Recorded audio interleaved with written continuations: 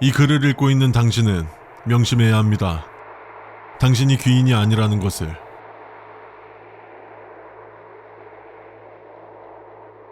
첫 번째, 전생에 죄를 지은 당신의 운이 염라의 선택을 받아 지금 이 순간부터 당신이 소명을 다해 소멸할 때까지 당신은 사신이라는 이름으로 저승의 규율을 지키고 질서를 유지하는 역할을 맡게 될 것입니다.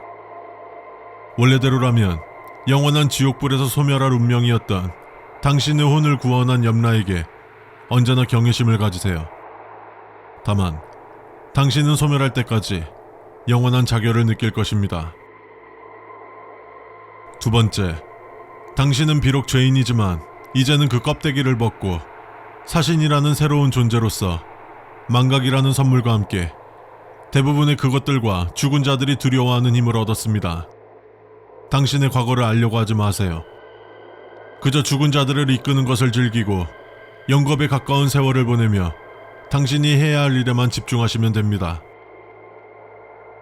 세 번째, 사신들은 대부분의 물리적, 영적 피해에 면역이지만 무력화당하거나 소멸하는 조건이 존재합니다.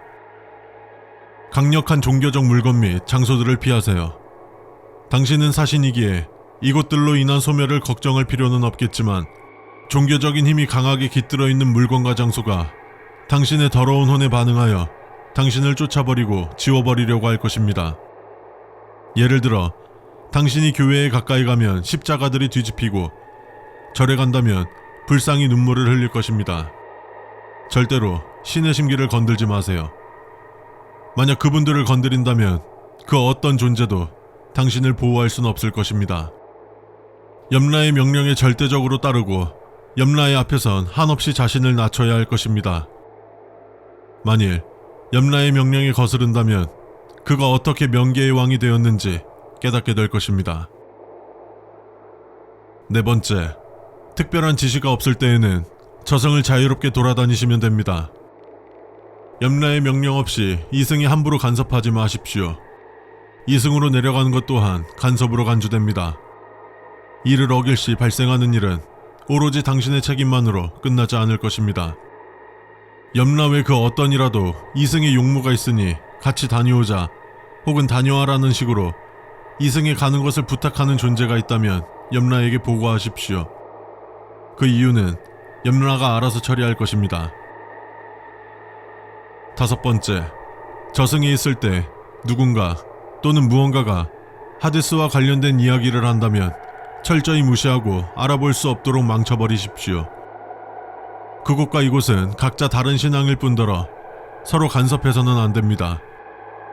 이 상황에서는 5-1 규칙을 제외한 모든 규칙을 무시하는 것을 허용합니다.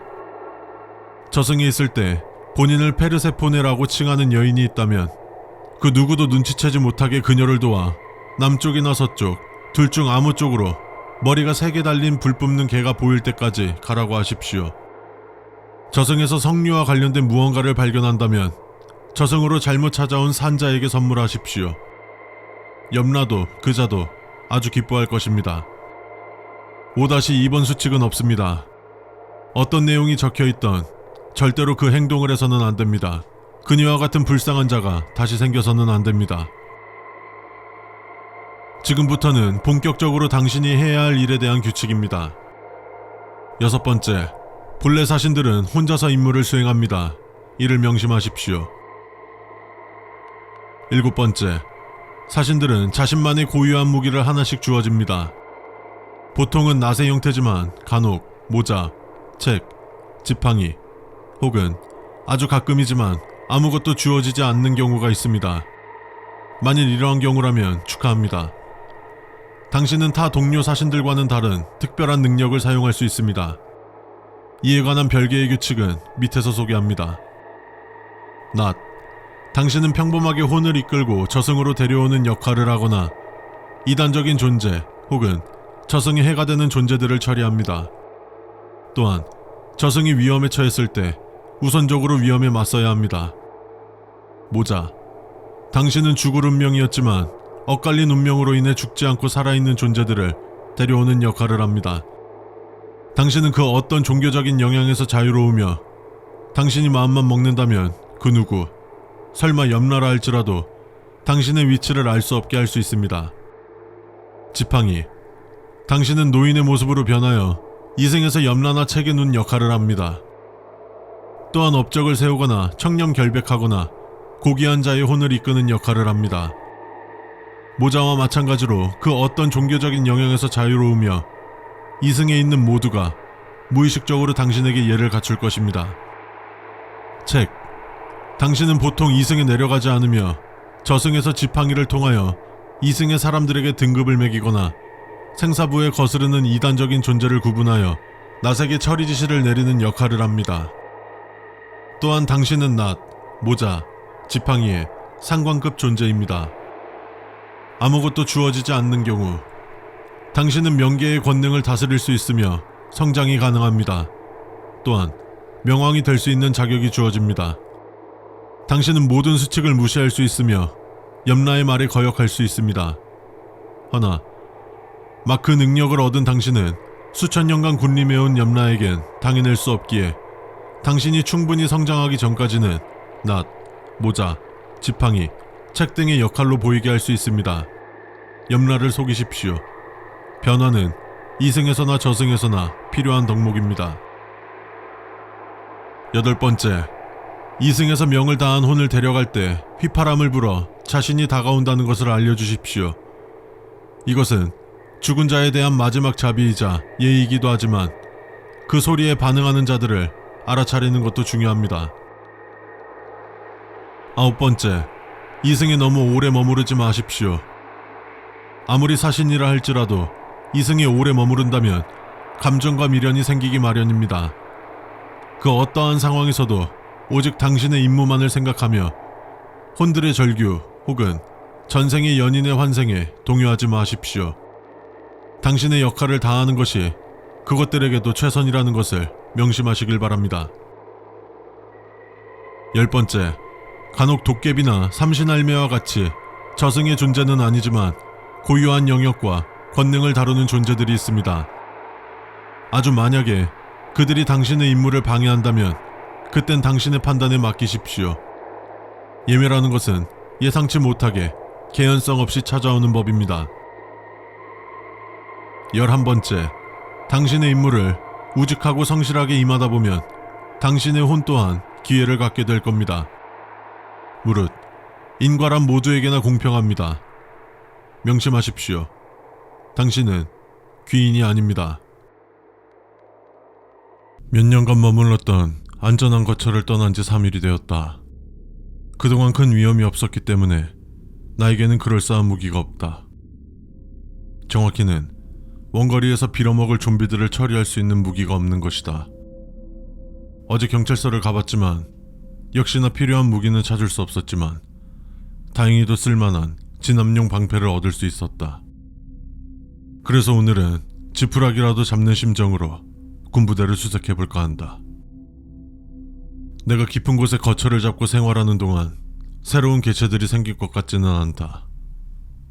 아직 발견을 못한 거일 수도 있지만.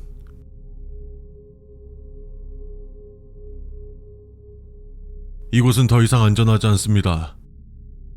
지금 이 글을 읽고 계신 분이 혹시라도 있으시다면 북동쪽으로 계속해서 이동해 주시기 바랍니다. 정확히 얼만큼 이동해야 하는지는 알려드릴 수 없습니다. 희망을 잃지 않고 우리 군과 조우할 때까지 계속해서 이동하십시오. 그리고 혹시라도 부대 안을 어떤 이유에서든지 수색해야 한다면 반드시 이 글을 끝까지 읽어주시기 바랍니다. 첫 번째, 먼저 이곳에 식량을 찾으러 오셨다면 포기하고 떠나주시길 바랍니다. 이곳의 식량은 이미 고갈된 지 오래되었으며 있다 하더라도 이미 오염되었을 확률이 높습니다. 다만 무기는 조리실 입구 기준 세 번째 서랍에 몇 가지 도움이 될 만한 무기를 숨겨두었으니 신중하게 이용 부탁드립니다. 1-1 전투 식량은 우리 군이 떠나면서 전부 가지고 갔습니다. 이곳에서 사람이 먹을 수 있는 음식은 절대 없으며 통조림 또한 절대로 먹지 마십시오. 어떤 누군가가 캔에 미세한 구멍을 내어 내부에 바이러스를 주입했고 그것이 우리 군의 좀비 바이러스가 퍼지게 된 계기입니다. 1-2 조리실에서 가끔 정체불명의 액체가 나옵니다. 수분을 당장에 섭취하지 않으면 목숨을 잃을 정도가 아니라면 마시지 마십시오. 두 번째, 부대 내 어디서든 지지직거리는 소리가 들린다면 가까이 가지 마십시오. 모든 통신이 끊겨 있다는 것을 기억하십시오. 또한 소리에 민감한 사운드 콜렉터 개체가 주변에 있을 확률이 높으니 절대 가지 마십시오. 세 번째, 이사종 창고로의 접근은 절대 금지합니다. 감염된 병사 및 간부 약 30명 정도를 그곳에 격리시켜 두었습니다. 그들이 얼만큼 생존해 있을진 모르겠으나 만약의 상황을 대비하여 절대 접근을 금지합니다. 네 번째, 군부대에서 계속 머무르기엔 위험하기 때문에 차량을 구할 수 있다면 차량으로 이동하십시오. 그러나 차량을 그냥 운전하기에는 귀가 밝은 사운드 콜렉터, 루버 개체들의 주의를 끌 수밖에 없기 때문에 이것들을 피하기 위해서는 다음 몇 가지 방법을 이용하십시오. 죽은 좀비의 피를 흙과 섞어 차 외부에 바로는 이동한다. 좀비의 시체를 차 위에 매달아 두고 달리면 그들이 반응할 확률이 현저하게 줄어듭니다. 시체를 올릴 때는 좀비의 머리를 제거하고 확실하게 죽었는지 반드시 확인한다. 연료는 구하기 힘들겠지만 사람 혹은 좀비 피와 연료를 1:1 비율로 섞어 사용한다. 엔진에 무리가 가서 차 수명이 빨리 닳겠지만 기름과 피가 섞여 내뿜는 오염물질이 좀비들의 주의를 끌지 않기 때문입니다. 다섯 번째, 화기창고 쪽으로 가시면 저희가 챙겨가지 않은 대검들이 남아있을 수 있습니다. 평시에는 손질하지 않아 날이 서 있지 않습니다만 쉽게 손질하여 날을 세울 수 있을 것입니다. 여섯 번째, 군견막사 근처에는 절대로 다가가지 마십시오. 좀비 바이러스에 감염된 군견은 매우 사나우며 반응을 할 수 없는 속도로 움직입니다. 때문에 우리는 그것들을 처리하지 못하였고 그저 철장 안에 가두는 것이 최선이었습니다.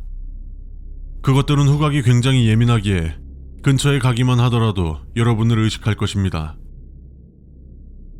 일곱 번째, 방독면 주머니를 잘 찾아보면 안에 초콜릿바 같은 먹을 부식이 있을 수 있으나 방독면은 오염되어 제 역할을 할 수 없어 사용하지 않는 것이 좋습니다.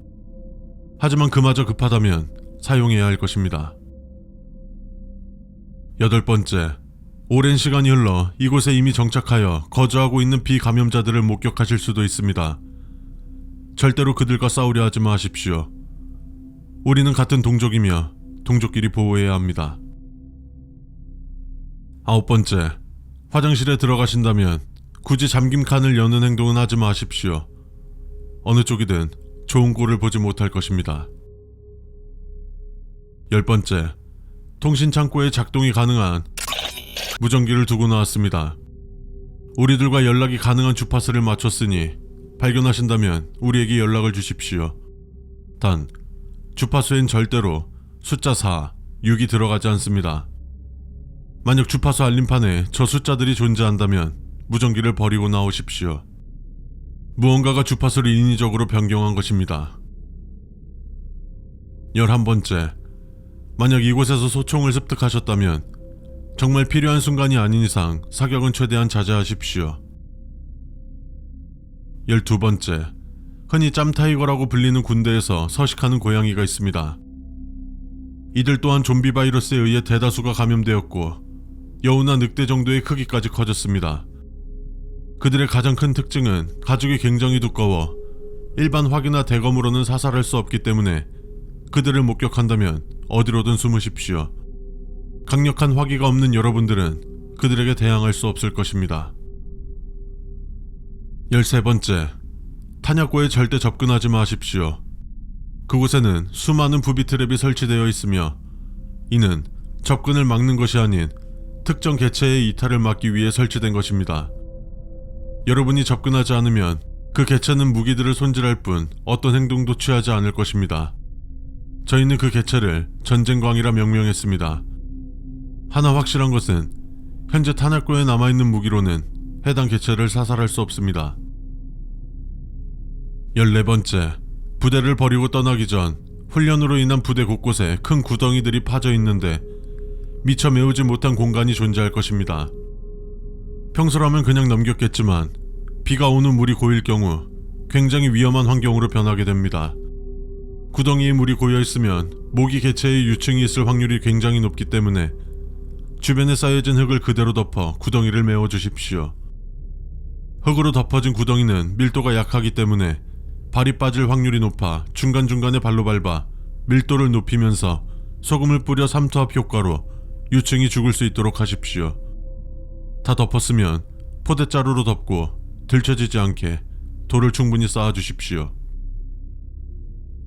15번째, 여유가 되신다면 제2종 4종 창고를 처리해 주시기 바랍니다.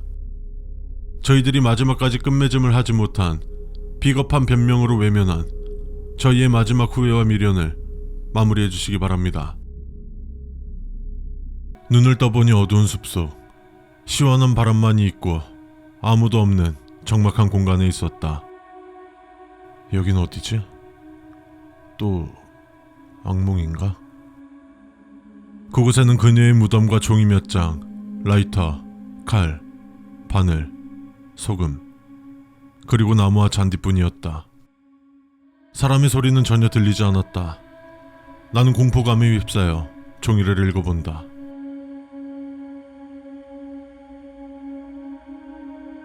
안녕하세요. 우선 갑작스럽게 이곳으로 데려온 점 죄송합니다. 당신을 이곳으로 데려온 이유는 당신의 소중한 사람과의 이별을 되돌릴 기회를 주기 위함입니다. 며칠 전 불의의 사고로 돌아간 그녀와의 이별을 되돌릴 기회를 드리겠습니다. 다음 행동 수칙을 따라 주십시오. 한 사람이 영원히 떠나면 그만큼의 가치가 제물로 바쳐져야 등가교환이 성립되는 법입니다. 잃어버린 사람을 돌아오게 하는 행위는 쉽지 않고 당신의 목숨을 걸어야 할 것입니다. 첫 번째, 우선 라이터, 칼, 바늘, 소금, 태울 수 있는 종이 한 장, 이별을 피하고 싶은 사람의 무덤이 있는지 확인하십시오. 하나라도 없다면 칼로 있는 힘껏 심장 부근을 찔러주십시오. 1-1. 그 외의 재료가 있다면 그 재료는 라이터로 태워주십시오. 태워지지 않는 재료가 있는 경우 최대한 깊숙이 땅을 파서 묻어주십시오. 이 안전수칙 아래쪽 여백에 어느 곳에 묻었는지 최대한 자세히 써주십시오. 마지막 장 종이 뒷부분에 연필이 있습니다. 두 번째, 근처에 다른 생물이 있는지 확인하십시오. 숨을 참고 최대한 집중하며 생명체의 소리가 들리는지 확인하십시오. 혹여나 생명체가 존재한다면 최대한 신속히 죽이십시오. 만약 생명체가 너무나도 많다면 당신의 바지 주머니에서 스마트폰을 켜주십시오. 스마트폰을 켰을 때 노이즈가 없는 경우 생명체들을 무시하고 진행하십시오. 하지만 노이즈와 함께 스마트폰이 켜진다면 신속히 자살하십시오. 세 번째, 무덤의 글씨체가 정상적인 글씨체인지 확인하십시오. 한글로 적혀 있는지 확인하십시오. 당신이 잃어버린 사람이 맞는지 확인하십시오. 이 세 가지 중 단 한 가지라도 해당이 되지 않는 경우 10개의 손가락 중 한 가지를 잘라 불태우십시오. 네 번째, 새끼손가락에 바늘을 찔러 피를 내주십시오. 단, 과다출혈을 조심하십시오. 확인된 과다출혈의 부작용들은 다음과 같습니다. 오른쪽 눈 실명, 갑작스러운 피부 노화, 해가 떠 있는 듯한 환각, 여러 명의 발소리가 근처에 들리는 환청, 갑작스럽게 시야가 흐려짐, 10명 이상의 남성들이 당신을 끌고 가는 환각 및 환청, 기절, 당신이 잃어버린 사람과 같이 있는 듯한 환각, 극심한 두통. 다섯 번째, 피를 무덤 위에 5방울 이상 떨어뜨리십시오. 이때 많은 피가 무덤 위에 떨어져 땅에 피가 번지지 않도록 주의해 주십시오. 5-1. 혹여나 피가 땅에 많이 번진 경우 무덤을 최대한 깊숙이 파주신 뒤 그곳에 소금을 최대한 골고루 뿌려주십시오. 그리고 소금이 온전한 효력을 발휘하기를 기도하십시오. 6번째, 피가 묻은 땅을 제외한 근처의 모든 흙을 전부 퍼내어 주십시오. 조금만 흙을 파도 돌이 보일 것입니다. 하지만 만약 아래와 같은 상황의 경우 당신이 대처해야만 합니다. 땅을 계속 파도 흙만 나오는 경우 힘을 다할 때까지 땅을 계속 파주십시오. 정확하게 피를 5방울 떨어뜨렸는지 다시 생각해 보십시오. 피를 다시 5방울 떨어뜨려야만 합니다. 이번엔 엄지손가락을 찔러서 피를 내주십시오. 돌이 있으나 진흙처럼 떠지는 경우 돌에 소금을 뿌려주십시오. 땅을 다시 덮은 뒤 대략 10분 정도 후에 다시 파주십시오. 알맞게 돌이 굳어져 있을 것입니다. 빨간 흙이 있는 경우 근처를 더 파서 인간의 뼈가 있는지 확인하여 주십시오. 인간의 뼈가 있는 경우 그곳을 당장 벗어나 주십시오. 6시간 후에 다시 무덤으로 복귀하신 뒤 처음부터 다시 하십시오. 광석이 있는 경우 당신은 제물이 될 자격이 없습니다. 칼로 대동맥을 찌르십시오. 7번째, 흙을 파내어 구멍이 생겼다면 그곳에 당신의 왼쪽 손목을 잘라 넣어 주십시오. 절대로 비명을 질러서는 안 됩니다. 만약 당신이 비명을 질렀다면 주위의 그것들이 당신을 덮치기 전에 파낸 곳에 들어가서 흙을 당신 위에 덮으십시오. 8번째, 흙을 잘 덮은 뒤 그곳 위에 소금을 뿌려주십시오. 빨갛거나 검은빛을 띠는 그림자가 당신의 주위로 올 것입니다. 그 그림자를 라이터로 태워주십시오. 성공적으로 불태웠다면 아래의 주문을 3번 외우십시오.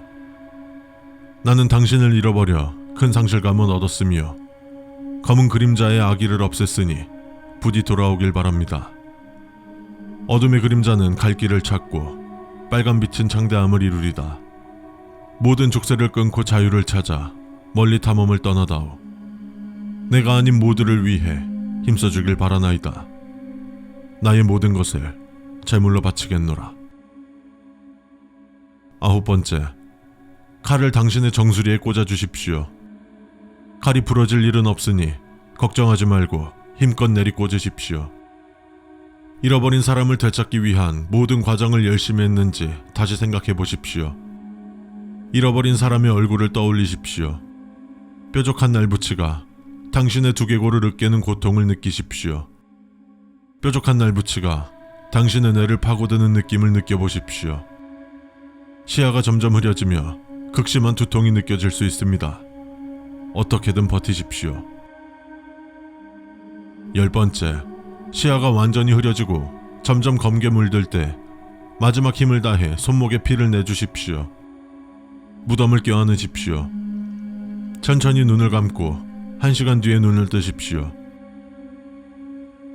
11번째, 고통이 전부 사라질 즈음이면 1시간이 지나 있을 것입니다. 눈을 뜨십시오. 당신이 잃어버린 사람과 함께 어느 긴 다리에 있을 것입니다. 당신은 어떻게 해서든 그 다리를 끝까지 건너야만 합니다.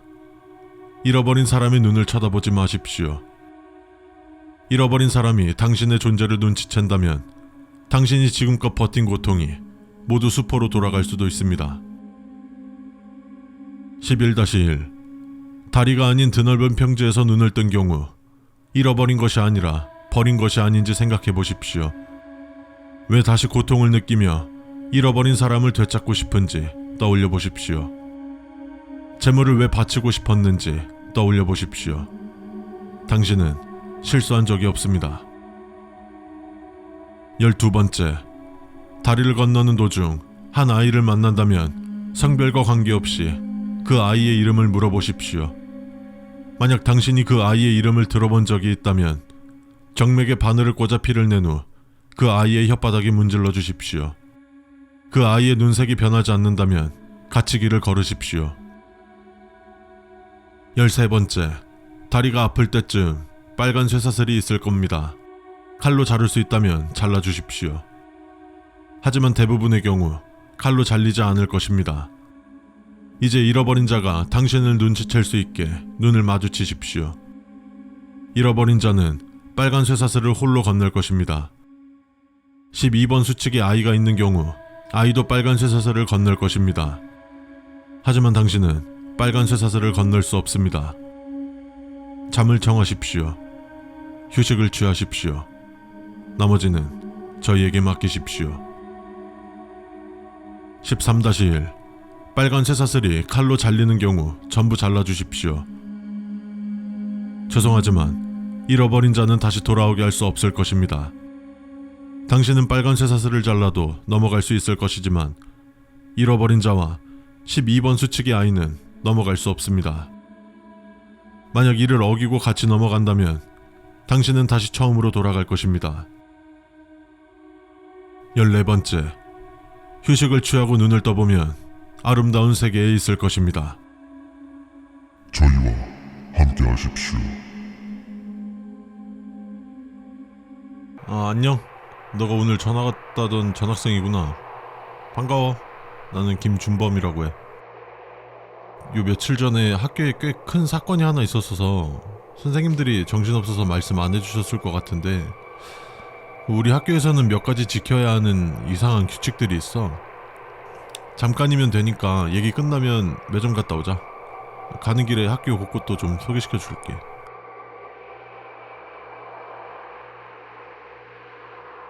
우리 학교는 1997년에 개교했대. 생각보다 그렇게 오래는 안 됐지? 그런데 가끔 1998년이나 1999년으로 막 개교년도가 바뀌는 경우가 있다네. 이건 신경 쓰지 마. 선생님들이 알아서 하시니까. 중앙 계단은 사용하지 마. 원래는 거기로 다녀도 됐었는데 거기서 자꾸 사람이 넘어지고 또 걸레질 같은 것도 안 했는데 자꾸 물이 고여있고 해서 절대 쓰지 말라고 하시더라고. 복도 쪽으로 나 있는 창문에 누가 걸어가듯 사람 머리가 보이면 빠르게 시선을 떼. 우리 학교 창문은 너도 봐서 알겠지만 웬만한 사람 키보다 높아서 누가 걸어다니는 게 보일 수가 없거든. 학교 내부 어딘가에서 신문을 본다면 절대 읽지 마. 그 신문 보고 안 좋은 일을 당한 애들이 있어. 신기한 건 선생님들은 그런 신문을 한 번도 본 적이 없다 하시더라. 어떤 이유로 수업 중에 나가야 한다면 빠르게 일만 해결하고 교실로 돌아와야 해. 수업 시간에 복도에 머리가 거의 허리까지 오는 여자애가 걸어다니는 걸 봤다는 애들이 있는데 우리 학교에는 절대 아니라는 게 확인됐어. 핸드폰은 꼭 내야 돼. 지갑 같은 다른 귀중품은 자기가 잘 보관해야 되고. 어느 순간부터 전자기기나 지갑 같은 걸 도둑 맞는 애들이 많아지고 있거든.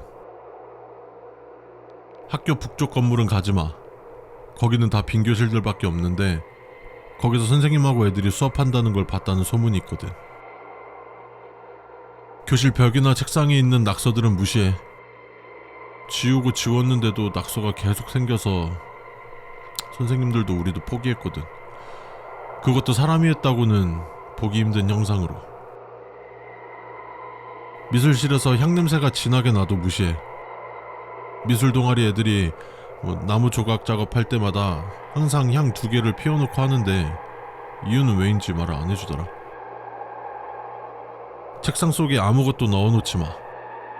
그 안에 넣어놓은 물건을 꺼내려다가 손을 붙잡히거나 물리는 애들이 생겨서 그 뒤로는 개인 물건들은 다 사물함에 넣어놓고 있어. 야자같이 학교에 좀 늦게까지 있어야 할 때 얘긴데 어두워지면 2층 계단 옆 거울은 쳐다보지 마. 그 앞에 섰다가 실내화만 남기고 그대로 사라진 애가 있었거든. 복도에 주황색 불빛이 둥둥 떠다니는 게 보이면 교실 커튼을 쳐놔. 경비 아저씨 아니냐고 물어볼 수 있지만 경비 아저씨는 야자 시간에는 순찰 안 도셔. 만약 복도에 방울 소리가 들린다면 그 소리가 완전히 사라지기 전까지는 교실에서 나가지 마. 옛날부터 그 시간대만 되면 들리던 소리라네. 체육관 방향은 절대 보지 마. 눈이 없는 형태의 무언가가 체육관 창문에 붙어서 교실 쪽을 쳐다본다는 소문이 있어. 마지막, 나와서 집 갈 때는 빠르게 운동장을 벗어나야 해. 그렇지 않으면 머리카락으로 얼굴을 가린 누군가가 쫓아온다고 하더라. 그리고 이건 너한테만 알려주는 건데 우리 학교에는 김준범이라는 이름을 가진 학생은 없어. 알겠지? 무기를 구할 수 있을까 하는 마음에 꼼꼼하게 뒤져봤고 운 좋게 권총 한 자루를 구할 수 있었다. 하지만 실탄은 단 한 발. 나를 보호하는 목적으로는 사용할 수 없다. 아니, 어쩌면 가장 끔찍한 순간에 가장 빠르고 안전하게 나를 보호해줄 수 있을 것이다. 부대를 뒤지다가 오른쪽 어깨에 조금 깊은 상처가 생겼다. 챙겨온 술로 급하게 소독은 했지만 지혈을 할 수 있는 붕대도 최소한의 연고도 없어서 오늘은 인근 병원으로 향해 보려고 한다. 부대에서 총을 구할 수 있던 것처럼 운이 좋다면 여러 가지 필요한 것들을 구할 수 있을 것이다.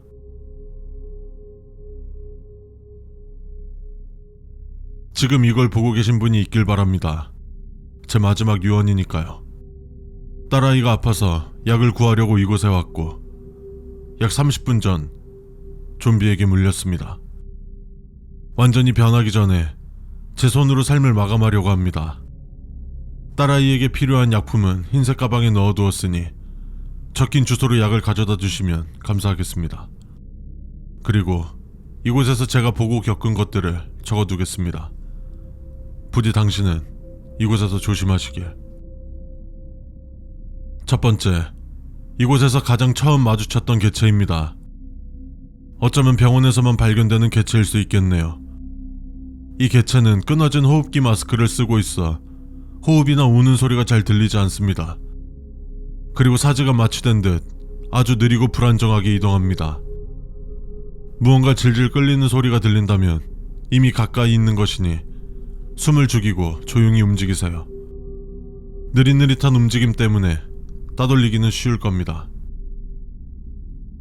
두 번째, 피가 필요하다면 안타깝지만 이곳에서 혈액을 구했다 하더라도 사용할 수 없습니다. 일부 혈액팩은 바이러스에 감염되어 있는데 감염된 혈액과 감염되지 않은 혈액을 구별할 수 없습니다. 굳이 위험한 모험을 시도하지 마세요. 세 번째, 만약 감기약 같은 상비약을 찾는 거라면 건물에 붙어있는 외래약국으로 가보세요. 여기저기 살펴보면서 잠깐 본 것이지만 약국 안쪽에 진열된 약들이 꽤 많았던 걸로 기억합니다. 네 번째, 병원 바닥 곳곳에 수많은 주사기가 널브러져 있습니다. 신발을 신고 있다면 큰 문제는 없겠지만 손으로 땅을 짚는다거나 상황이 상황인 만큼 신발을 신지 못했다면 주사기들을 피해서 다니세요. 대부분의 주사기 바늘에는 감염자들의 혈액이 묻어 있습니다. 다섯 번째, 검은색 통에 담긴 약은 절대로 사용하지 마세요. 좀비로 변한 간호사들이 약통 안으로 자신들의 타액을 넣는 것을 목격했습니다. 그들이 왜 그런 행동을 하는지 알 수 없지만 확실한 것은 그 통 안의 약들은 더 이상 약의 기능을 상실해버렸고 그 약을 먹게 된다면 바이러스에 감염될 것입니다. 정말 필요한 약이 들어있더라도 꼭 버려주세요. 여섯 번째, 이곳에 처음 왔을 때 앵무새에 관한 짧은 메모를 봤는데 꽤 중요한 이야기라서 여기에 옮겨 적겠습니다. 병원에서 완치가 힘들어 장기 입원한 환자들에게 작은 행복과 희망을 주려고 했던 앵무새가 더 이상 살아있는 우리에게 좋은 존재가 되지 못하였다. 앵무새는 새장에 갇혀 자신을 케어하고 사랑을 주던 사람들이 좀비에게 잔인하게 죽임을 당하는 것을 직접 목격하였다. 그 충격으로 앵무새는 자신을 사랑해줄 사람들을 찾기 위해 피와 살점을 섭취했고 심지어 새장 안에 살점을 모아두는 모습까지 보였다. 더 나아가 좀비의 내장과 살점을 먹게 되는 지경까지 이르렀고 앵무새는 섭취한 사람의 목소리와 말투를 따라하며 생존자가 있다고 생각하게끔 덫을 깔아놓는 것이니 조심하기 바란다. 만약 그 앵무새와 맞닥뜨리게 된다면 살점을 뜯어먹기 위해 강화된 부리는 최대한 피하되 날개가 약점이니 몽둥이로 날개를 치도록 한다. 혹여나 앵무새 부리로 자신의 몸에 상처가 난다면 끈으로 상처 부위를 묶어 더 이상 감염이 되지 않게 하고 살을 도려내도록 한다. 죽음보다는 고통이 낫지 않은가. 나사에선 이미 이 사태가 올 것을 예측하고 있던 것을 알았고 전세계 큰 병원 연구소에 의뢰를 한 듯하다. 그와 동시에 이 병원에서는 불치병에 걸린 환자의 피를 연구하고 있었고 결과는 원인불명. 그나마 확인된 건 혈액 안의 세포들은 끊임없이 변이되고 무언가가 계속 만들어진다는 것이다. 동물 실험체에게 환자의 피를 주입하니 단시간 안에 피와 살점을 갈구하고 폭력적인 성향이 나타난다는 걸 확인했다 라는 결과지와 그 옆에 급하게 남긴 듯한 생존자들은 연구소로 오라는 메모가 있었다. 그들은 이 사태가 발생한 원인을 찾고 있었고 치료제 연구를 하다가 급속도로 발전한 돌연변이 개체들로 인해 장소를 옮긴 것 같다. 7번째, 접근 제한 구역은 한번 들어가 보는 걸 추천합니다. 이곳에 2군데의 접근 제한 구역을 확인해봤고 필요한 약품을 찾을 수 있었습니다. 아마 누군가가 의도적으로 숨겨둔 것 같은데 뭐가 중요하겠어요. 필요한 걸 찾았다는 것만 생각하자고요. 8번째, 3층 복도벽에 적혀있는 낙서 중 백신에 관한 낙서가 있습니다. 절대 믿지 마세요. 백신이 진짜로 있었다면 지금과 같은 상황이 오지 않았을 테니까요. 9번째, 엑스레이 촬영구역 근처에는 극도로 높은 방사선이 측정되었습니다. 방사선 보호복이 없이 인체에 치명적인 독이 될 것이니 그쪽으로는 절대 가지 마세요. 10번째, 병원장실 내부 책상 아래에는 번호키로 잠겨있는 금고가 있습니다. 번호는 2020으로 그 안에는 키가 하나 있는데 그건 이 병원 모든 곳을 열 수 있는 키입니다. 이 키로 원하는 어느 곳이든 갈 수는 있지만 이 병원 지하 1층 좌측 복도 끝에는 존재해서는 안 되는 방이 하나 있습니다. 그곳은 레벨 188이라 적혀 있으며 키와 동시에 0704라는 번호를 입력하면 접근할 수 있습니다. 하지만 어떤 이유든 호기심을 가지지 마세요. 이걸 읽는 당신을 위한 경고이자 충고입니다. 이걸 어떻게 알고 있는지 의심도 하지 말고 무조건 믿으세요. 11번째, 정신병동구역 405호실에 쓸만한 무기를 가져다 놨습니다. 왜 남에게 선행을 베푸는 거지? 라고 생각하지 마세요. 좀비로 변하게 될 저에겐 더 이상 쓸모가 없으니까요. 12번째, 링거에게 필요하다면 팩에 손상이 없는지 확인하고 사용하시면 될 겁니다. 바늘은 이곳에서 구하기 어렵겠지만 팩에 손상이 없는 링거액은 안전하게 사용할 수 있습니다. 다만 창가 근처나 햇빛이 들어올 만한 곳에 방치되어 있는 링거액은 사용하지 마세요. 제가 알기론 직사광선에 오래 노출된 링거액은 빠르게 변질된다고 알고 있습니다. 정말 만약에 이걸 보고 있는 이가 내 딸을 만난다면 이 한 가지만 말해주세요. 사랑한다고 부탁드립니다. 정말 간곡히 부탁드립니다. 병원을 수색하다 메모에 나온 흰 가방이 있었고 또박또박 선명하게 적힌 주소도 있었다. 이 글을 남겨둔 사람에 대한 감사의 표시로 적힌 주소지로 가보려고 한다. 안녕하십니까.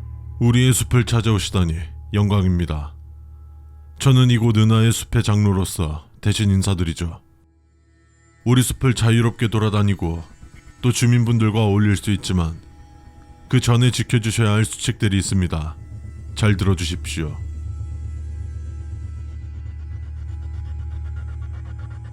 첫 번째, 숲을 돌아다닐 때 나뭇잎이 붉은색을 띠고 있는 곳은 들어가지 마십시오.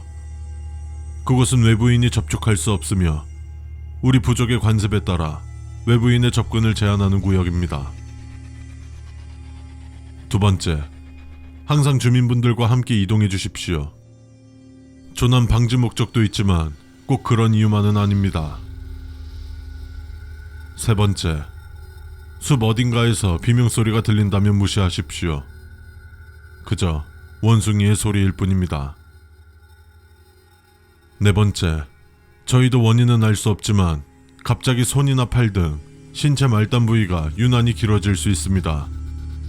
그럴 경우 나무를 쪼는 소리가 들리는 곳으로 가십시오. 그런 상황을 대비해 딱따구리 무리를 두고 있으며 딱따구리의 부리에 쪼인다면 원래대로 돌아갈 것입니다. 다섯 번째, 물색이 검은 물가는 조심해 주십시오. 어느 주민의 증언에 의하면 그 물가는 깃털도 가라앉으며 항상 위치가 바뀌어 있다고 합니다. 여섯 번째, 향초와 같은 형상을 한 생명체들이 당신을 안내하려 한다면 절대 따라가지 마십시오. 그들의 불빛은 어둠을 밝히기 위해 있는 것이 아닙니다. 7번째, 붉은색과 파란색, 노란색의 요정이 마법으로 여러분의 옷이나 머리의 색을 바꿔준다면 적당히 즐기다가 자리를 옮겨주십시오. 이곳에서는 허공으로 마법이나 기타 초인적인 힘을 사용하는 것을 엄하게 금지하고 있습니다. 8번째, 온몸에 긴 덩굴이 감긴 키 작은 무언가가 당신을 따라온다면 가진 물건을 아무거나 던져주십시오. 그것은 호기심이 매우 많아 숲 밖의 존재들이 궁금할 뿐 절대 악의는 없습니다. 9번째, 폭포수 뒤에서 희미하게 음악 소리가 들린다면 귀를 기울여 보십시오. 방문자를 환영한다는 의미로 숲의 요정들이 준비한 환영의 표시입니다. 10번째, 숲에서 어떠한 임산물도 채취하지 말아 주십시오. 동물들의 먹이를 빼앗는 행위일 뿐만 아니라 소지 자체만으로도 위험한 식물들이 있습니다. 11번째, 영롱하게 빛나는 푸른색의 구슬을 보셨다면 손대지 말고 두십시오. 그 구슬은 주인이 있으며 그들은 외지인의 채취가 묻은 구슬을 회수해 가지 않습니다. 12번째, 뼈가 흩어져 있는 걸 봐도 놀라지 마십시오. 그것들은 그저 동물의 뼈로 무기 제작을 위해 보관해 둔 것입니다. 13번째, 숲 내에서 넓은 선반과 함께 그 아래의 붉은색 사자, 초록색의 매와 용을 합한 전설수, 푸른색 고릴라, 노란색 늑대, 분홍색 살쾡이, 검은색 황소의 조각상을 볼 수 있을 것입니다. 만약 이 6개의 조각상들 중 하나라도 빠져 있다면 저나 주민분들에게 알려주십시오. 그들은 이 숲의 균형을 유지하기에 항상 6이 함께 있어야 합니다. 14번째, 당신의 앞에 검은 망토를 두른 노파가 나타난다면 그의 질문에 하나 이상은 대답을 해주셔야 합니다. 대답을 거절한다면 그는 집요하게 당신을 쫓아다닐 것입니다. 15번째, 만약 하얗게 석화한 숲을 보셨다면 저나 주민분들에게 알려주십시오. 숲이 새로운 탄생의 때를 맞았기에 우린 빠르게 이곳을 나가야 합니다. 여기까지가 은하의 숲에서 지켜주셔야 할 수칙들입니다. 싱그러운 숲속을 마음껏 둘러보시죠. 병원에서 필요한 것들을 찾지는 못하였지만 그 누군가가 남겨준 메모 덕분에 무사히 수색하고 빠져나올 수 있었다. 그리고 그의 간절한 마지막 부탁을 인간으로서의 최소한 도리라고 생각하고 들어주려고 한다. 받을 수 없겠지만 내가 그에게 주는 감사의 선물이다. 다행히도 그가 남겨놓은 주소지는 이곳에서 그리 멀지 않은 곳인데 며칠 동안 신경을 곤두세우며 이곳저곳을 돌아다닌 탓에 오늘 하루는 잠시 쉬었다 갈 예정이다. 마침 병원 근처에 주상복합 오피스텔 건물이 있었고 집이 많은 만큼 하나하나 천천히 뒤져본다면 분명히 필요할 것들을 얻을 수 있을 것이다.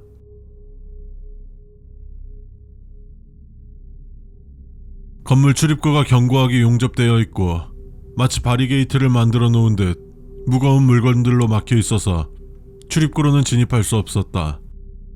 다행히도 지하주차장 입구는 사람 하나가 겨우 통과할 수 있을 정도의 틈새가 있어 그곳을 통해 들어왔다. 아마도 출입구를 봉쇄한 누군가가 출입을 위해 만들어 놓은 공간 같았다. 지하주차장은 철거전 건물처럼 이곳저곳에 철근과 파이프들이 튀어나와 있었고 알 수 없는 기분 나쁜 울음소리가 들려왔다. 당연히 사람인 것이라고 생각하고 주위를 둘러봤지만 사람이 몸을 숨길 곳도 없으며 소리는 마치 나와 일정한 거리를 유지하듯 내가 움직이면 같이 움직이는 듯 보였다. 지하 주차장 바닥은 스프링쿨러가 작동한 것인지 물이 흥건했다. 아직도 정상 작동되는 스프링쿨러가 있는지 신기하지만 그것이 중요한 게 아니다. 이 내부에는 무슨 일이 있던 건지 알 수 없지만 지하 주차장 한편 구석에는 외관으로 봤을 때 드론 개체인지 사람인지 구별하기 힘들지만 타담한 시체만이 보인다. 엘리베이터는 누군가가 강제로 열려고 한 건지 빠루 자국이 선명하게 남아있고 문에는 피로된 손자국이 가득하다. 누구를 구하려고 연 것인지 안에 있는 그들을 죽이려고 연 것인지는 확실하지 않지만 엘리베이터의 상태로 봐서는 타지 않는 것이 좋을 듯하다. 계단을 통해 1층으로 올라가던 도중 아마 이곳에서 살고 있었던 누군가의 메모를 발견하였고 꽤나 충격적인 이야기가 적혀 있었다. 좀비들에게 살아남기 위해 차를 이용하는 게 제일 안전하다고 판단했던 시민들은 모두 지하주차장으로 모였다. 그들은 차가 부서지든지 말든지 본인들이 먼저 살아야 한다는 이기주의로 인해 주차장 내부는 온갖 쓰레기와 폐기물로 인해 흉물스럽게 변하였다. 지하주차장은 수압렛의 둥지가 되었고 제거되면 3개월은 괜찮다고 알려졌던 것과는 다르게 돌연변이 종이 있는 듯했다. 폭발물로 제거한 수압렛 중에 살아남은 개체는 상처를 회복하고 생존을 위해 돌연변이 개체로 변하여 그들의 가죽은 좀 더 두꺼워지고 앞니빨이 좀 더 날카로워졌다. 1층 출입구가 막혀있듯이 지하주차장에서 1층으로 올라오는 계단에도 철조망들이 쳐져 있어서 올라오는데 조금 애를 먹었지만 좀비들의 습격이 있었던 건지 중간중간 구부러진 부분이 있어서 나름 안전하게 올라올 수 있었다. 그리고 생각보다 놀랬다. 물론 좀비 사태 발생 전만큼은 아니지만 꽤나 깔끔한 모습이었기 때문이다. 하지만 왜일까? 이유를 알 수 없지만 계속해서 드는 이 이질감은 아까 지하주차장에서 들었던 기분 나쁜 울음소리가 어느 순간 들리지 않았다. 분명 1층으로 들어왔을 때도 계속해서 들렸던 것 같은데 아까부터 계속되는 이질감의 이유를 찾은 것 같다. 군데군데 있는 CCTV가 나를 감시하고 있다. 분명히 들었다. 내가 이동할 때마다 CCTV가 나를 따라 움직이는 소리를. 이 건물은 전력 공급이 되지 않은 것 같은데 어떻게 CCTV가 작동되는 거지? 또 작동된다 한들 왜 나를 따라서 움직이는 거지? 더 이상 전기를 생산하지 못하는 통에 고철 더미가 되어버린 전자상가를 들어갔다. 온갖 전자제품이 있었지만 내가 찾는 것은 건전지와 건전지로 작동하는 것들이다. 하지만 이곳에서 신체에 닿는 모든 것을 붙여 돌아다니는 어태처를 만날 줄은 몰랐다. 특히나 기계가 많은 전자상가에서 존재하는 어태처는 마치 로봇을 보는 듯 기괴했다. 필요한 건전지와 제품을 찾기 위해서는 저 어태처가 나오도록 유인해야 했기에 아깝지만 어쩔 수 없이 빈병을 밖으로 던져 유인하여 1층으로 보내버렸다. 하지만 기대와는 달리 건전지와 건전지 제품만 이미 누가 가져간 듯하다. 아직 1층에 있는 어태처가 다시 돌아올 줄 몰라 얼른 빠져나왔다. 2층에 위치한 헬스장에서 무기나 생존용품으로 쓸 수 있는 운동기구를 발견할 수 있었다. 탄력이 강한 고무밴드와 1kg 손잡이 아령, 소음 때문에 사운드 콜렉터에게 들킬 뻔해서 좀 위험했지만 운동기구를 분해하여 쇠파이프를 구할 수 있었다. 그리고 너무 깔끔하게 보관되어 있어 이상했지만 단백질 파우더를 발견할 수 있었다. 개봉 흔적도 없고 보관통도 깔끔했다. 마실 수 있는 물만 구한다면 당분간 식량 걱정은 하지 않아도 될 듯하다. 헬스장 옆에는 80년대 감성 옛날 횟집이 있었다. 횟집은 형체를 알아볼 수 없는 시체로 가득 차 있었고 수족관 안에는 월광화가 인간의 살을 뜯고 있었다. 이 상가는 어딜 가든지 늘 벽에는 똑같은 의미심장한 글이 써져 있다. 그림은 붉은색 페인트로 SM1030이라 적혀 있었다. 저 글의 내용은 무엇인지 누가 이랬는지 의도 또한 모르겠다. 하지만 어째서인지 친숙하고 어디서 많이 본 것 같다. 부디 이 글의 의미를 찾길 바라며 난 계속 이동했다. 2층에서 한층도 올라왔고 오피스텔이 있는 걸로 봐서는 3층부터 사람이 사는 곳인 것 같다. 사실 단백질 파우더를 구한 것으로도 충분한 수확이지만 조금 더 방을 뒤져볼까 한다. 어느 집에 들어갔을 때 아까와 똑같은 필체로 쓰인 메모를 발견했고 믿기 힘든 이야기가 적혀 있었다. 왜인지는 모르겠지만 오피스텔에 무당집이 있다. 이곳은 좀비 사태가 발발하고 죽어 구천을 떠돌아다니는 좀비들의 원혼을 알아본 무당의 집 같았다. 무당은 본인이 살기보단 이들을 위해 기도드린 것 같았다. 그러나 그는 간과하고 있었던 게 있었다. 좀비 귀신들이 일반 귀신들을 감염시킨다는 사실을. 이들은 쉬기라고 부른다. 사람이 사는 3층을 돌아보던 중 피식하고 웃음이 났다. 과거 세상이 멸망하기 전 얼마나 개조했는지는 모르겠지만 복층형 원룸이라며 나무 판자 하나 공중에 뛰어든 방을 발견했기 때문이다. 순간적으로 그 시절 생각이 났지만 애써 지우며 발걸음을 옮겼다. 4층 복도에서 출현주의란 낙서가 발견되었다. 무엇이 출현하는 것인지 알 수 없으나 좀비나 발견되지 않은 괴물이나 조심하는 편이 좋을 것 같다. 6층 복도쯤에서는 어느 인형이 떨어져 있었다. 그 인형 뒤에는 쪽지가 있었는데 이걸 발견한다면 살아있는 거죠. 그렇다면 6층 복도 끝에 있는 방으로 오세요. 라는 글이 쓰여 있었다. 나는 한 줌의 희망을 가지고 6층 복도 끝에 있는 방으로 향해 본다. 자, 신입생분들 반갑습니다. 본 밴드부의 밴드부장이자 땡땡 고등학교의 학생회장 세모미입니다. 작년에는 베이스가 없어서 진짜 고생 많았었는데 이번에는 베이스 지원자도 많이 있었고 실력들이 좋아서 참 좋네요. 먼저 밴드부에 오신 걸 환영하고 밴드부에 대한 설명과 함께 수칙을 설명하고 들어가겠습니다. 이거 못 지켜서 생기는 책임은 밴드부에서 지지 않아요.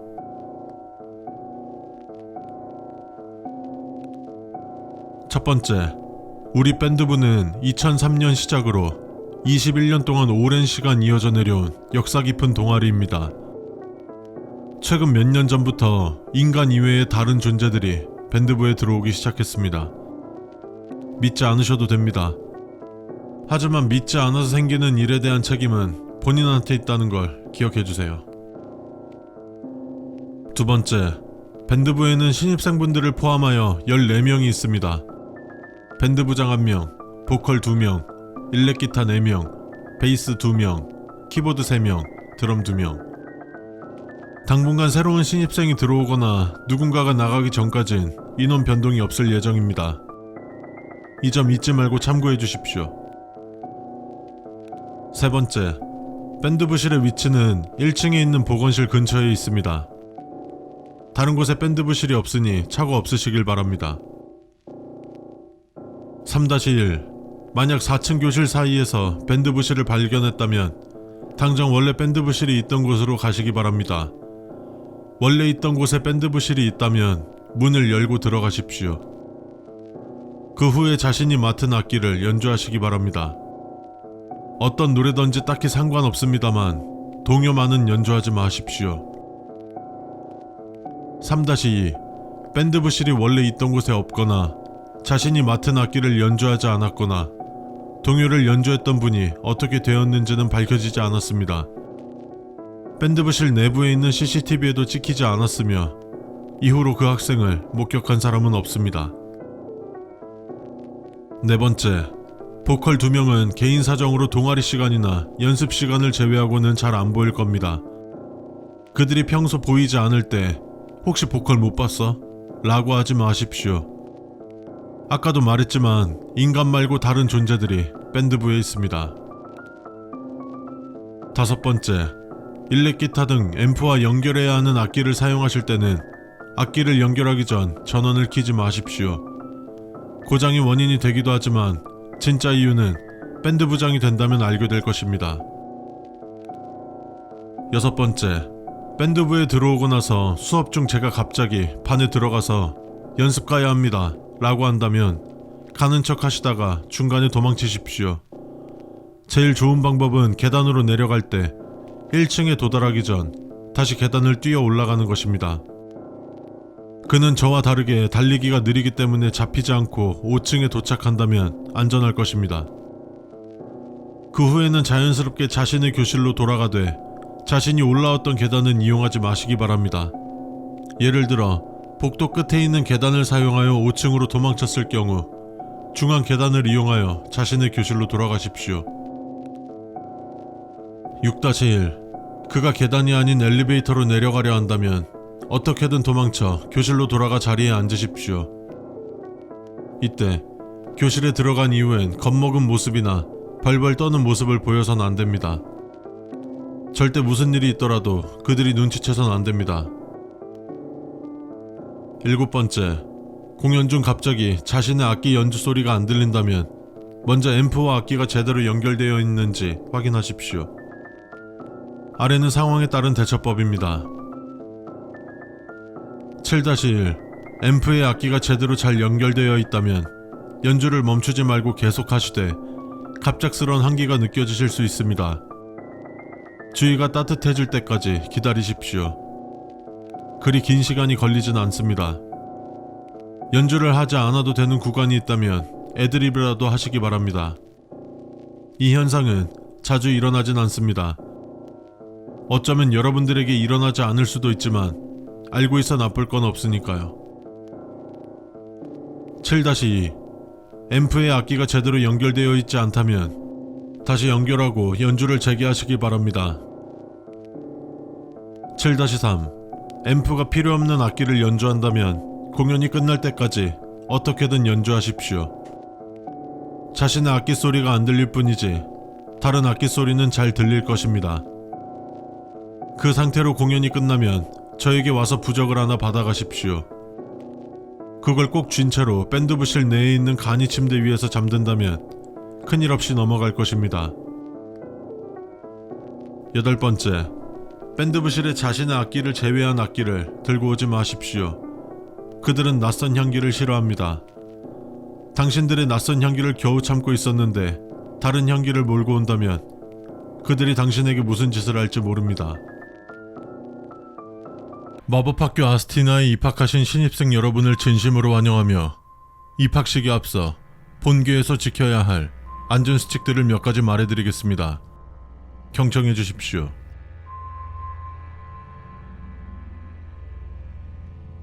첫 번째, 마법을 사용하기 전 관련 서적들로 충분한 지식을 갖춘 뒤 사용하십시오.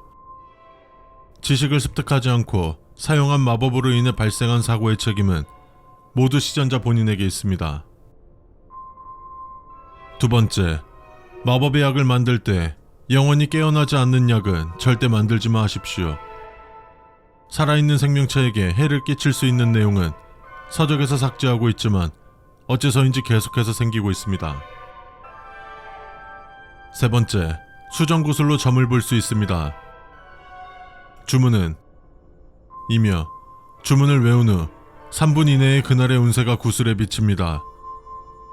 너무 진지하게 받아들이지 마시고 재미로만 봐주십시오.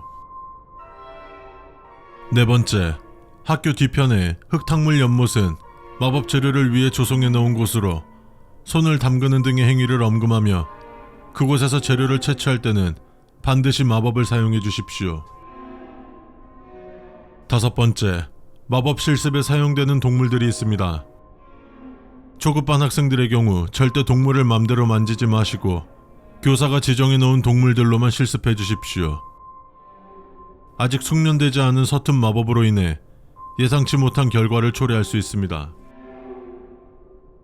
여섯 번째, 주위에 나비가 날아다니는 중년의 여성들이 보인다면 웃으며 인사하십시오. 그들은 일반적인 마법사들이나 인간들의 앞에 모습을 드러낸 요정 데모들입니다. 일곱 번째, 간혹 여러분의 가족의 안에 교내의 외부인의 출입이 허용되는 날이 있습니다. 이때 절대 중앙현관 화분에 심어져 있는 식물을 뽑지 마십시오. 그 식물은 뽑는 즉시 괴성을 지르며 숙련된 마법사들은 그 괴성에 면역을 갖지만 면역이 없다면 생명에 지장이 있을 정도로 치명적입니다. 여덟 번째, 누군가가 뒤에서 여러분의 머리카락을 뽑는 느낌이 들어도 놀라지 마십시오. 마법약 중에는 사람의 머리카락이 필요한 레시피가 있습니다. 다만 절대 뒤를 돌아보지 마십시오.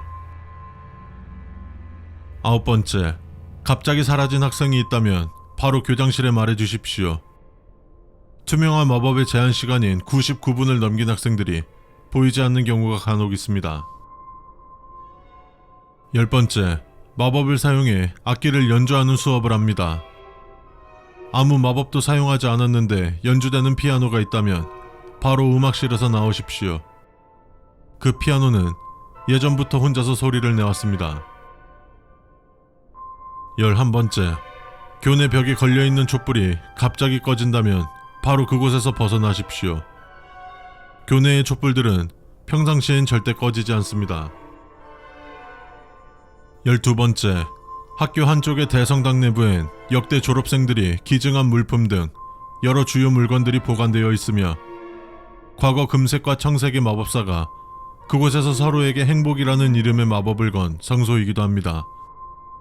학교 내에서 제일 신비로운 공간인 만큼 학생들의 출입은 세례식과 아침조회 그리고 졸업식 날에만 한해서 허용되고 있으니 숙지해 주십시오. 이 외에 성당에 출입하는 학생들이 보인다면 바로 성당 관리자를 찾아 말해 주십시오. 13번째, 교내 어딘가에서 램프가 발견된다면 절대 문지르지 마십시오. 그 램프에서 나온 존재에게 소원을 빌었던 학생들은 모두 어디론가 사라졌고 그 램프는 발견되는 즉시 처분하고 있으나 자꾸 교내에 나타나고 있습니다. 14번째, 학교 내의 거울에 비치는 자신이 다른 행동을 해도 겁내지 마십시오. 그것은 마력이 깃든 거울로 그 속에 존재는 비친 대상과 다른 행동을 하는 게 맞습니다. 15번째, 학교 내부와 외부에 있는 사물들 중 색이 있는 사물이 보인다면 절대 함부로 하지 마십시오.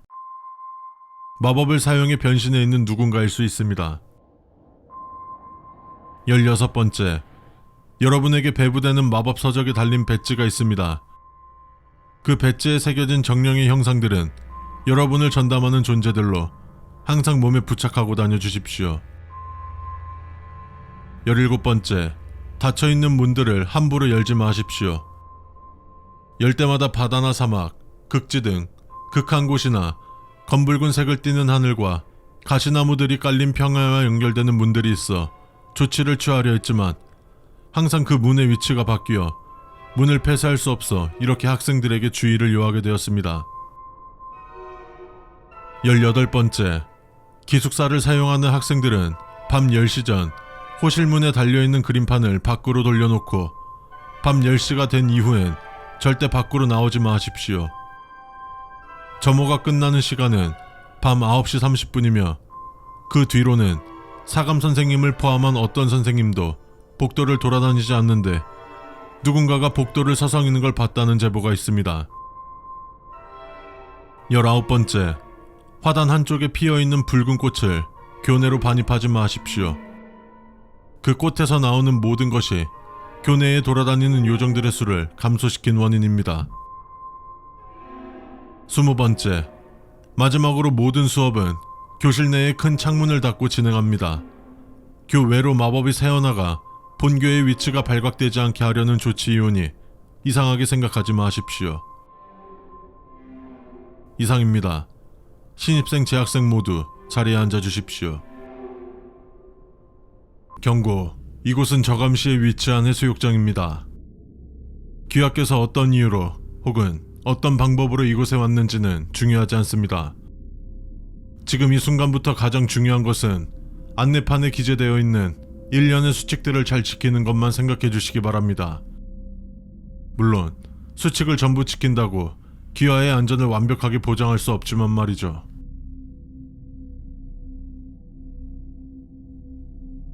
첫 번째, 저감 해수욕장을 포함 저감시에 존재하는 인간은 오직 귀하뿐입니다. 모습은 중요하지 않습니다. 오로지 귀하의 본능적인 감만 믿으십시오. 이곳에서 믿을 수 있는 것은 오직 나 자신뿐입니다. 두 번째, 저감 해수욕장을 봤을 때 이질감이 드는 것은 당연한 것일 수 있습니다. 인간은 본인이 익숙한 모습과 반대되는 혹은 다른 모습을 보면 이질감을 느끼기 때문이죠. 하지만 걱정할 것만은 아닙니다. 해수욕장에 아무것도 없다는 것은 그들이 있는 것보다는 비교할 수 없을 정도로 안전한 상태입니다. 2-1. 이질감의 원인 중 대표적인 현상 중 하나는 수평선이 존재하지 않는 것입니다. 끝없는 어둠이라고 불리는 현상인데 절대 그곳에 가까이 가지 마십시오. 만일 무언가에 홀린 듯이 자신이 움직이고 있다면 온 힘을 다해 자신을 막으십시오. 약 3분 안에 자신의 움직임을 저지하지 못한다면 2-2. 간혹 이 이질감을 이기지 못해 죽고 싶다는 충동을 느끼실 수도 있습니다. 그럴 때는 심호흡을 하신 뒤 바다를 바라봐 주십시오. 수평선이 보이시나요? 축하드립니다. 3번째, 저감해수욕장은 인공적으로 만들어진 것도 자연적으로 만들어진 것도 아닌 그분에 의해 만들어진 장소입니다.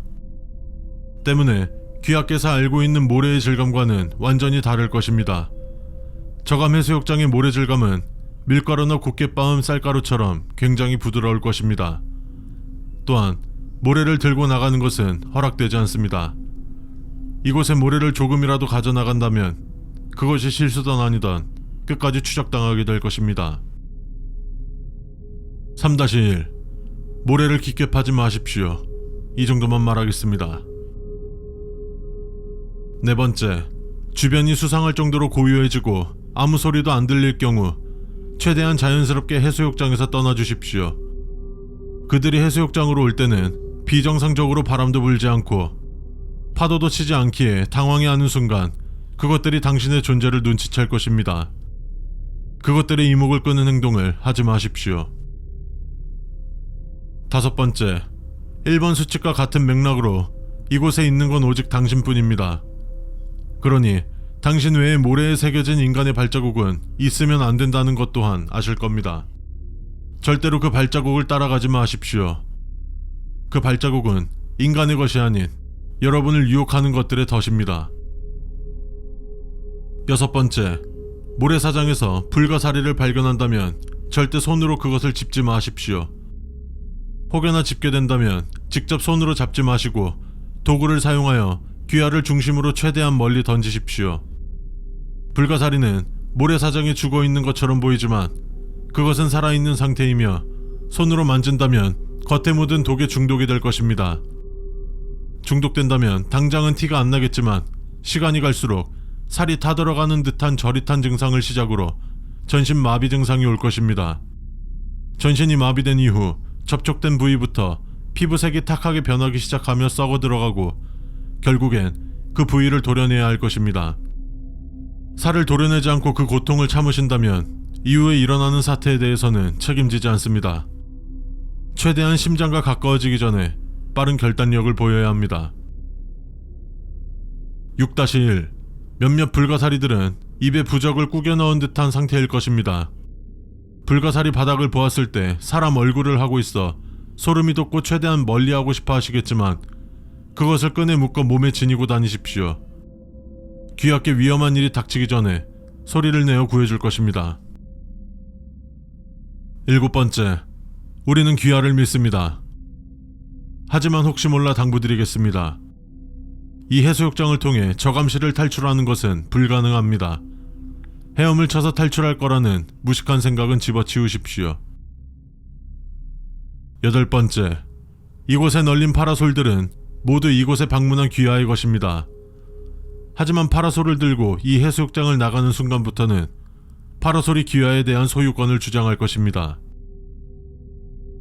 8-1. 파라솔 그늘에서 잠시 휴식을 취하셔도 좋습니다. 다만 절대로 눈을 감는다거나 잠들지 마십시오.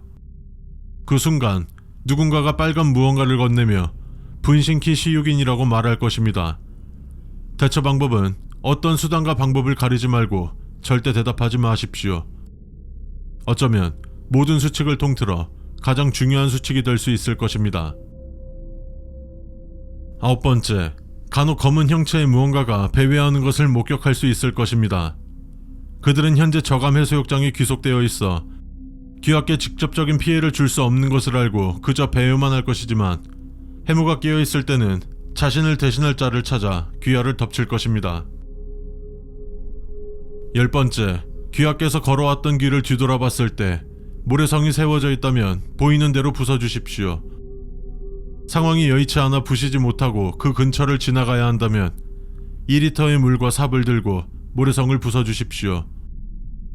이 도구를 들고 나갈 타이밍은 모래성 규모가 커지다가 어느 날 성장이 멈출 때입니다. 그날은 무언가가 귀하를 모래성 아래로 끌고 갈 준비가 되어 있다는 뜻이고, 혹여나 모래성 아래로 끌려간다면 그 어떤 고통보다 끔찍하고 비교할 수 없는 고통을 만끽하게 되실 겁니다. 12번째, 해수욕장 한 곳에는 1인 소파 2개와 오래된 TV가 마련되어 있습니다. 이곳에 앉아 현실이란 무엇인지 생각해 볼 수 있는 빨간 약과 파란 약 총 2개가 준비되어 있습니다. 나름대로의 이곳에 대해 자세히 알고 싶으시다면 가보십시오. 13번째, 바다 저 멀리 혹은 가까이에서 흰색 원피스를 입은 한 여성을 목격하신다면 곧바로 시선을 떼 그녀를 의식하지 마십시오. 귀하께 주어진 시간은 목격 후 약 5초 이내입니다. 14번째, 만약 모든 것을 포기하고 어떤 고통이라도 좋으니 이곳에서 잠시나마 빠져나오고 싶으시다면 모래를 귀하의 몸만큼 파신 뒤 그 속으로 들어가십시오. 그 후 다시 덮으십시오. 잠시의 고통은 잠시일 뿐이며 잠시나마 이 세상을 탈출할 수 있습니다. 하지만 이 세상을 탈출했다고 귀하가 귀하의 세상으로 가는 것은 아닙니다. 15번째, 이곳에 적힌 수칙은 총 14번까지 수칙이 있습니다. 만약 이 수칙이 15번 항목에 적혀 있다면 귀하께서 확인한 수칙 중 한 가지는 거짓이라는 증거입니다. 무엇이 거짓인지는 수칙을 하나하나 꼼꼼히 읽어본 후 귀하의 감을 따라 주십시오. 피와 같은 붉은 달이 뜨는 것을 목격한다면 죄송하지만 더 이상의 모든 수칙들은 무의미합니다. 당신의 얼마 남지 않은 삶을 즐기십시오. 수상구조대에 지원해주신 여러분께 감사 말씀드립니다. 아르바이트로 지원하신 분들도 계실 거고 정직원으로 지원하신 분들도 계실 테지만 우리는 모두 생명을 구해야 하는 구조대임을 잊지 마십시오. 또한 모두가 지켜야 하는 몇 가지 안전수칙들이 존재하니 반드시 숙지해 주시기 바라며 집중해 주시기 바랍니다.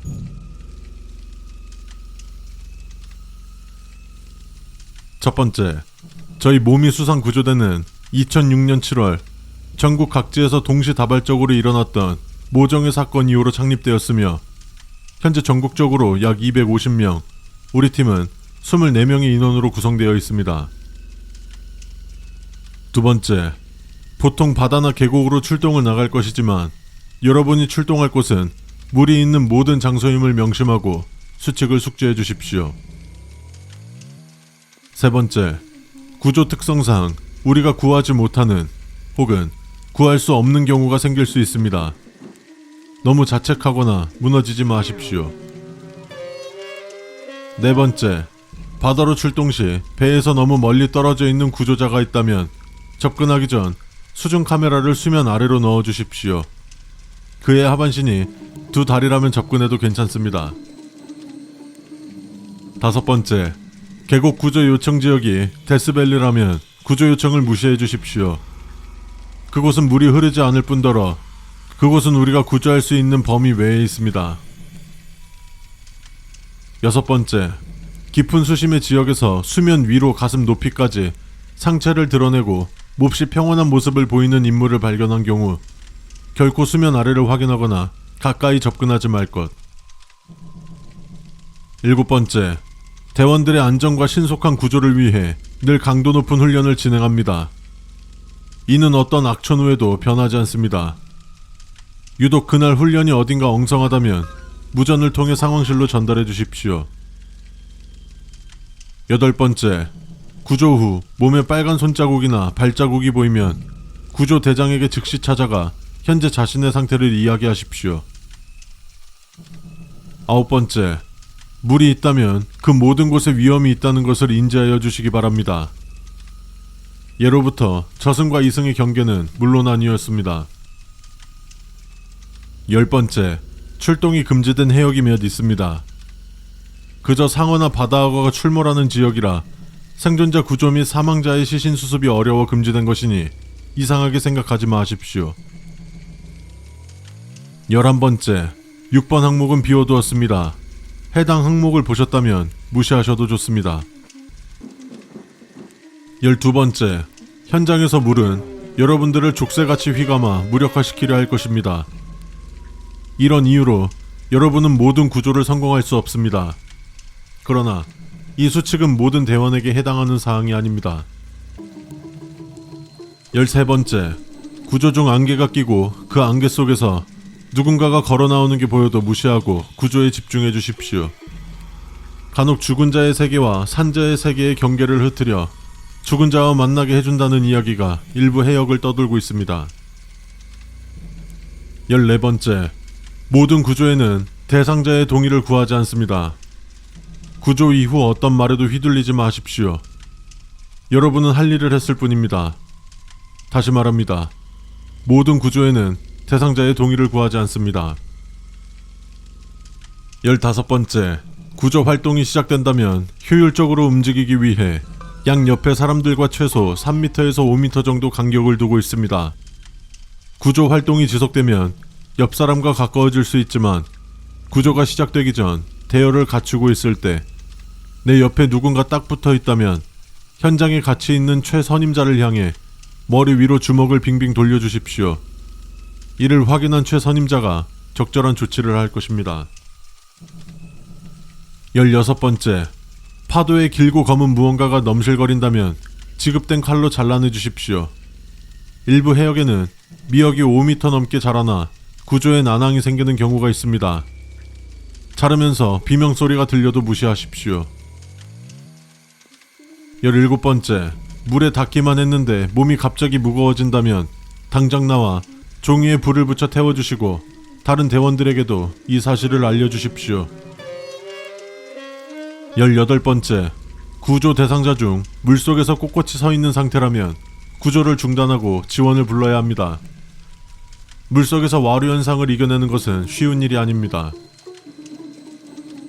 19번째, 밤에 수영을 하려는 사람이 보인다면 우선 빛을 비춰본 뒤 그림자가 보인다면 제지해 주십시오. 다만 그를 구하려 무작정 물에 들어가는 행위는 절대 금지입니다. 아무리 숙달된 대원이라 하여도 밤에 물을 이기지는 못할 것입니다. 20번째, 만일 물의 색이 보라색이라면 절대로 수면을 비추지 마십시오. 이는 어떤 상황이 오더라도 반드시 지켜야 합니다. 21번째, 달이 우리와 가까워질 때 우리는 진정한 구원이 무엇인지 알게 될 것입니다. 그때 여러분의 불완전한 구조는 완전한 구원을 이룰 것입니다. 명령령 이외의 형식으로 적힌 수칙을 읽어보실 때 주의해 주시기 바랍니다. 수칙서를 이용해 거짓을 퍼뜨리려는 움직임이 몇 차례 확인되었습니다. 아이씨, 미쳐버릴 녀석을 좀 해야겠어.